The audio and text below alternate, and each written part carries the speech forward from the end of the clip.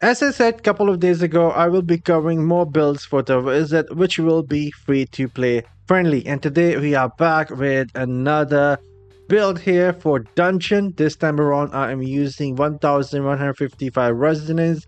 I have a rank 6 Moscow, and every other gem is 2-star rank 5, and I even have one star rank 5 everlasting. None of these gems are higher than rank 5, which is pretty easy to reach, even for free to play.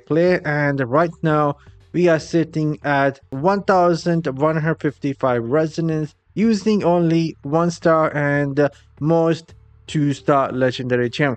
First off, I will be going for a damage test here versus a dummy. So let's do a 20-second test and see how much damage we can get. So you guys will get a decent idea what you can get with this build here.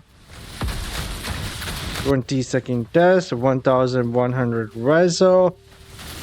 Hopefully everything is hitting the dummy, and we'll be pausing right there. So 1.6 million damage is what I'm able to get with this dungeon build, and my Paragon isn't even the one that gives me more damage. I am going with the one that gives me more movement speed. But anyways, first off, let's dive into some important stats, what we need for this build to work properly, starting with duration of beneficial effect increase. We can get this from primary gear, chest piece, and legs. Then we can get beneficial effect duration increase from secondary gear, belt, and boost, and rare and legendary runes as well. And then 2 pieces of it is also gives you the beneficial effect duration increase. And I forget to write here that you can also get it from the reforge,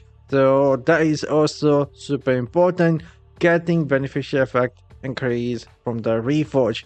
Then you can get skill cooldown reduction from the secondary gear pieces like rings, amulet, and the gloves. That is going to help you, of course, with the skill cooldown reduction, which is really important. And then moving on to the next one, having critical hit chance. You can get this from primary gear pieces like the helmet, shoulder, weapons, and off hands. You can also get critical hit chance from legendary runes. So some of the important things for this build to work properly, most of this is obtainable by grinding and without spending any money. Some other important things will be having awakened slots, so I would highly advise you guys to not worry about the resonance and instead try and reach rank 5 on the gyms and then awaken all slots. That will give you more benefit than only working on the resonance. Resonance isn't everything. Speaking of some important stats, I will also advise you guys to focus on your armor penetration.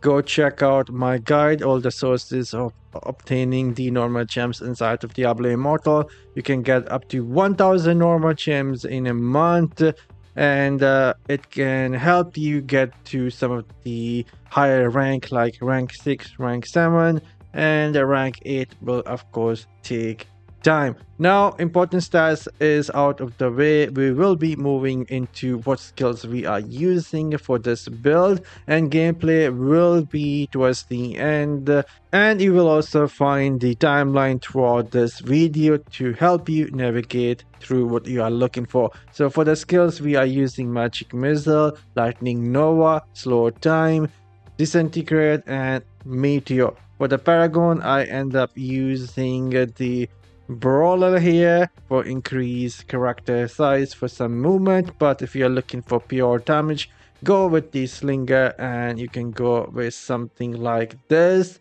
You can see the skills I'm using here.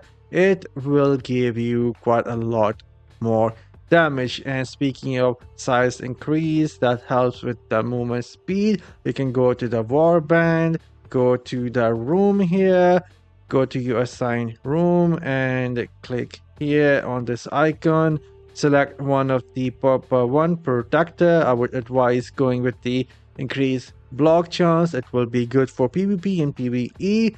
Select this and make sure that your warband has the remnant called the Shepherd button. It increases your life by 6.5% and your character size by 15%, which helps you move faster in all game mode. This is confirmed and it does work. And next, let's dive into the set pieces. What set pieces we are using with this gear?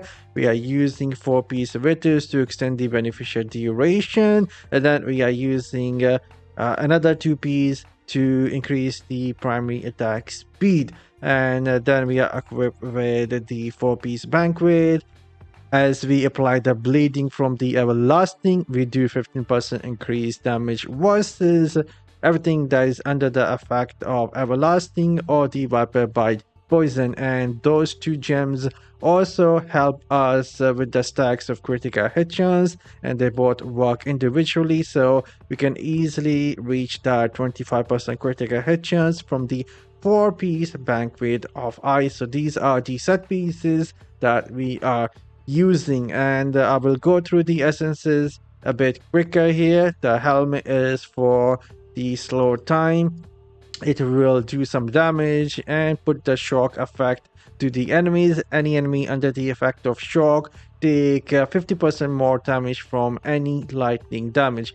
And speaking of lightning damage, our chest is for the lightning nova, dealing lightning damage. And so once we apply a shock from the helm slow time, the lightning nova deal 50% increased damage versus them. And as for the shoulder, it is for the disintegrate, also a lightning type of a skill that surround us, dealing damage, and enemies hit by the disintegrate, our critical hit chance will be increased to them. And for the legs, it is for the chain lightning again for the disintegrate. If two enemies are standing close to one another, we will also do some chain lightning damage between them. So the helm is going to be super important. Moving on to the next piece, the first weapon, it is for the lightning nova, increasing the lightning nova damage by 19%. But the reason we are using this is for the cooldown reduction for the lightning nova, so we can have this skill working most of the time, since a lot of damage will be coming from the lightning nova. The second offhand is also for the lightning nova. Whenever we use a lightning nova, it increases the primary attack speed by 30% for 4.8 seconds, and that 4.8 second duration is increased up to 8-9 seconds thanks to having more beneficial duration. And also lightning nova deal 10% more damage thanks to awaken slot. And then our first offhand, it is for the lightning nova as well. When we hit a shock enemy with the lightning nova, one free cast of lightning nova will also automatically trigger, so we can have up to 3 lightning nova. And then the last or the second offhand is also for the lightning nova, and it basically gives us that 30% movement speed to move around a bit quicker. So there we go, this is the build that we are using, and now I'll let you guys see some of the gameplay. We'll go to a random dungeon and see if we can do more damage compared to some other players. The Haradrim, you've arrived. Sultan Kul and Tal Rasha are already fighting below. There, the demons are trying to keep us from the prime evil. Join me in foiling their efforts, would you? All dead. How splendid. Come, let us meet up with Tal Rasha before he choose a corpse.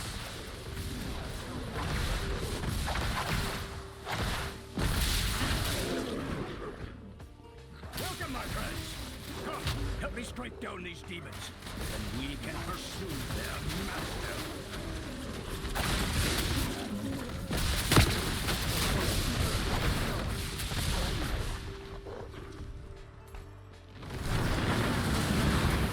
Those who seek destruction shall find it.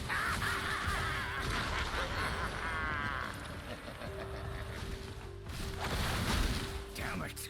All that remains is a sword. Zoltan, take the others through the valley below. I will teleport to Baal and buy us time. That brazen fool has no idea what he's doing. Come, then allow me to open the way.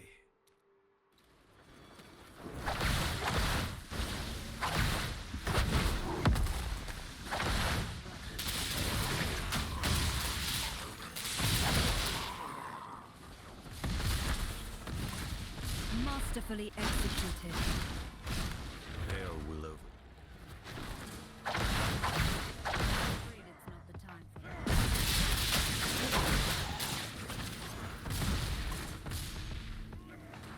Interesting. This wall is much stronger than the others. Guard me while I dispel it.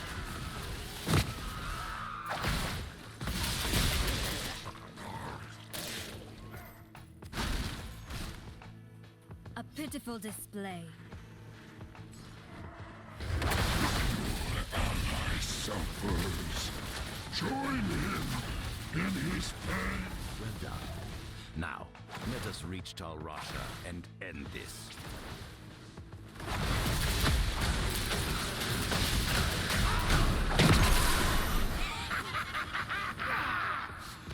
I will tear you apart, limb from limb.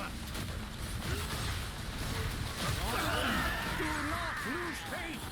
Victory is still within our grasp!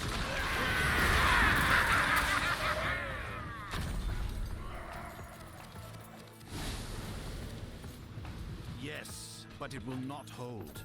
The primeval spirit is straining at its cage. The shard will not contain him for long. Then we must obtain another soul.